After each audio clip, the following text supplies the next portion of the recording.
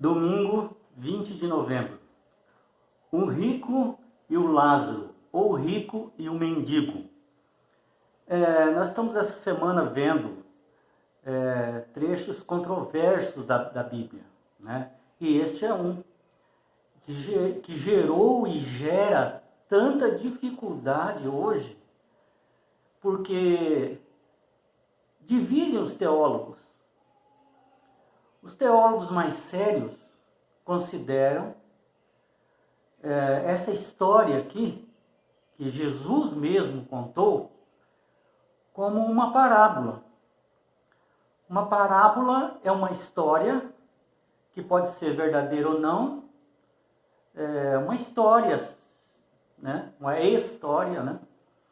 Que visa ensinar uma lição moral, uma lição religiosa para determinadas pessoas. Então, dependendo da cultura da pessoa, então vai se contar essa história. Jesus falava muito de parábolas quando via os campos floridos, né? Então ele contava uma parábola sobre agricultura. Ele contava a parábola também, que são histórias, sobre as ovelhas, né? A ovelha perdida. Por quê? Eles cuidavam de ovelha. Era o que eles faziam diariamente. Sobre a dracma perdida, era um costume deles dar o seu valor, né, quando se casava. Então a dracma era um dinheiro que eles guardavam para o dia do casamento. Era muito importante. E se eles tivessem perdido uma moeda dessa, eles iam ficar preocupados. Então Jesus, aqui em São Lucas, ele começou a contar uma porção de parábolas. Nós vemos aqui a parábola, no capítulo 15, a parábola da ovelha perdida. Depois nós vemos a parábola do filho pródigo.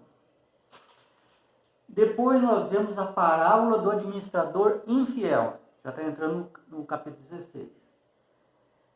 Depois ele começa a fazer aplicações sobre a importância da salvação. A importância de não ignorar os ensinamentos bíblicos e viver uma vida de acordo com o que está escrito nas Escrituras, ou obediência, fé, para serem salvos. Jesus estava falando isso. Porque nas Escrituras mostrava Jesus, o Messias. E o Messias agora estava ensinando, olham a Bíblia, porque naquele tempo ali, quando Jesus estava se referindo à Bíblia, os Salmos e os Profetas, ele estava falando do Antigo Testamento, que não tinha escrito ainda o Novo Testamento. Foi escrito depois que Jesus morreu. Foi escrito o Novo Testamento. Então ele estava valorizando o Antigo Testamento como ponto para a salvação. Então observem o que está dizendo as Escrituras, para que vocês tenham a salvação. Ou seja, quando eles olhavam a Escritura, eles viam ali indicado Jesus. Não que a salvação pelas obras, mas eles encontravam Jesus nas Escrituras, como é hoje, até hoje. E ao encontrar ali Jesus nas Escrituras, ele tinha também a salvação, porque a palavra Jesus significa salvação. Então agora Jesus reprova os fariseus, logo depois dessa série de parábolas. Ele reprova eles são avarentos. Eles faziam de tudo para ganhar dinheiro e até tratar mal os seus irmãos, seus semelhantes. Eles eram avarentos. Eles acumulavam muita riqueza, achavam que isso tinha alguma importância na salvação, né? Então Jesus vem falando também acerca do adultério, para não repudiar a mulher. Quer dizer, ele está dando ensinamentos das Escrituras com relação à salvação. Logo após isso, dessa série de parábolas, e começar a ensinar sobre a aplicação de como viver a vida cristã, então ele fala essa parábola do rico e do mendigo. Então ele conta a história de um rico que era avarento, não ajudava ninguém. Acumulava riqueza, tinha de tudo, vestes, que as vestes púrpura é como se fosse vestes que um rei usava. Era o tom roxo, né? Ou vermelho. Ele era rico, vestia-se como um rei, de linho finíssimos, e se regalava esplendidamente. Ele aproveitava a vida e não se preocupava com a salvação. Essa é a descrição que Jesus faz de uma possível pessoa assim. Não cita o nome. E agora, ele faz um contraste com outra pessoa também, que é chamado Lázaro. A palavra Lázaro vem de lazarento, né? Ela se distribui em lazarento, ou seja, uma pessoa cheia de doenças, cheia de chagas. Portanto, uma pessoa pobre, que vivia de esmolas, coberto de chagas, e ele desejava se alimentar com as migalhas, o resto que sobrava desse rico.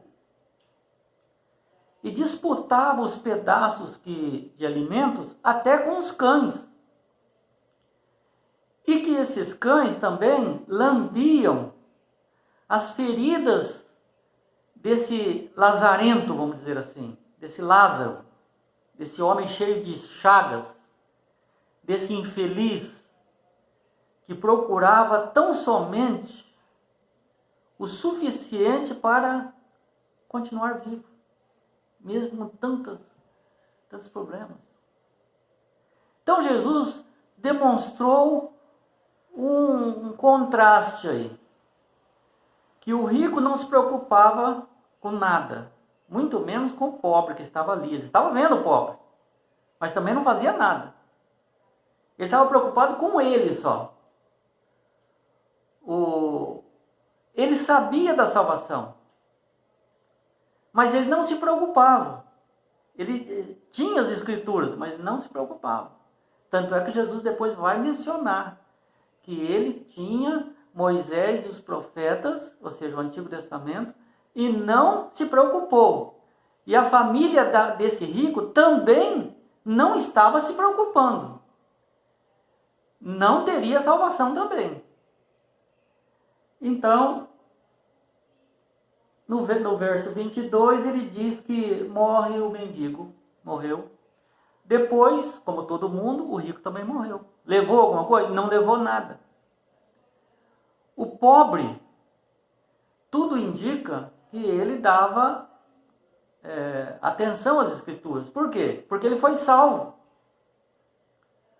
Então, o costume judaico, ou a filosofia judaica, tinha um entendimento desse que Jesus colocou aqui. Para que o povo entendesse melhor o que ele estava falando, Jesus estava falando, que é importante a gente se preocupar, ele usou o costume dos próprios judeus de entenderem o que é depois da morte.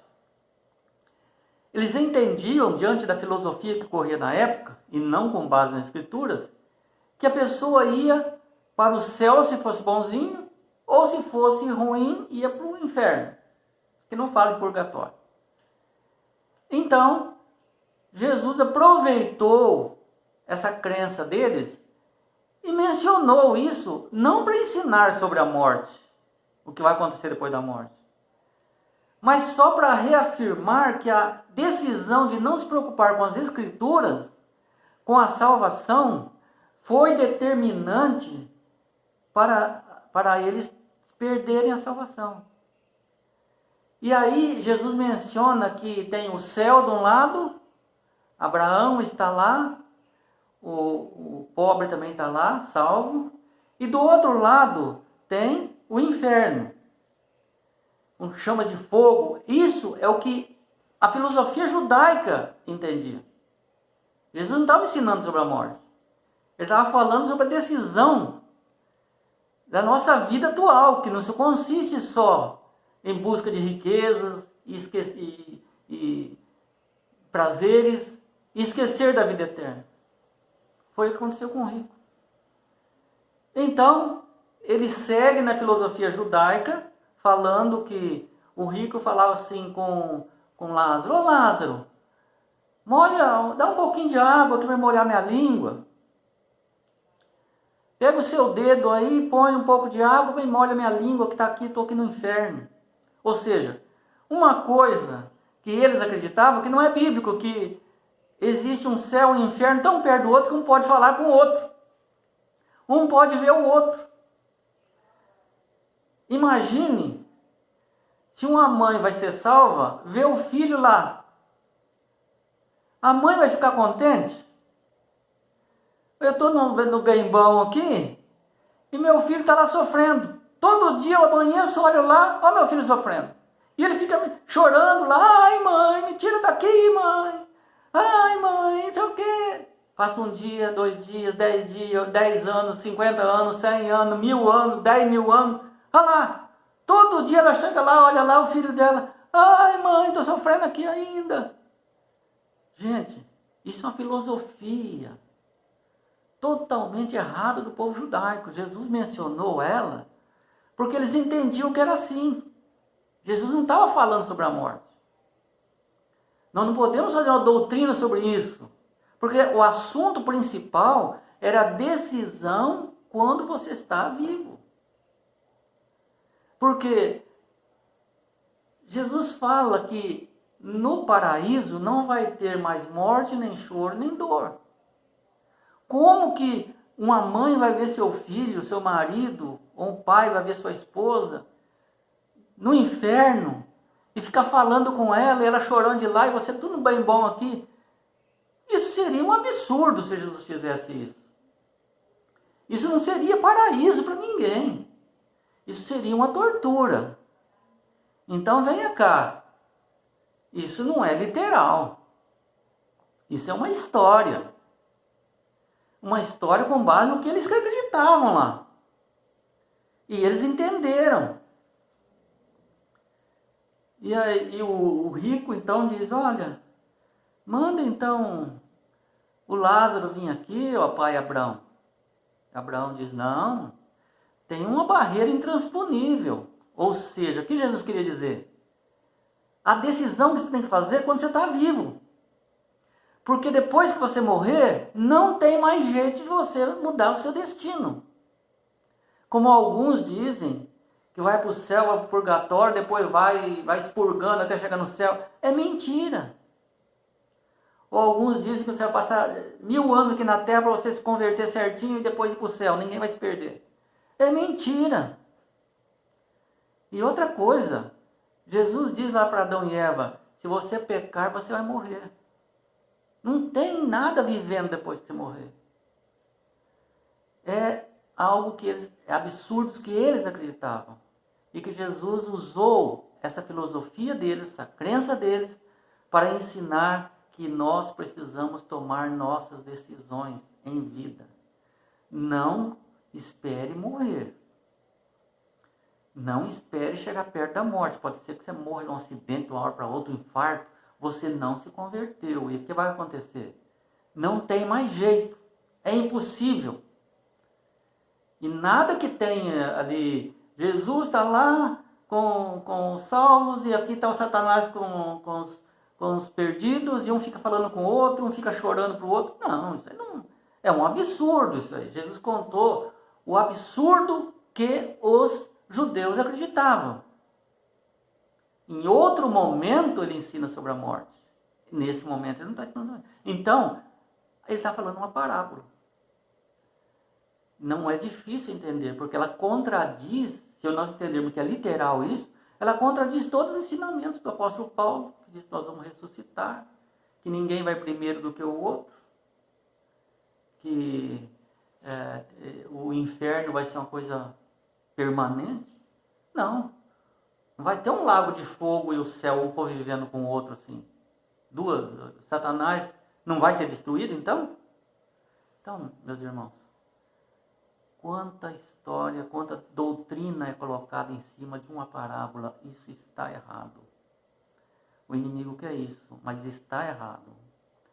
O que nós temos falado até agora é que a morte é morte.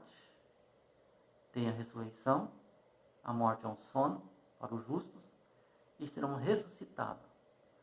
E lá em Hebreus 11 diz que todos morreram. Abraão morreu, não está em lugar nenhum. Está aguardando, Hebreus 11 diz, Abraão está aguardando a ressurreição.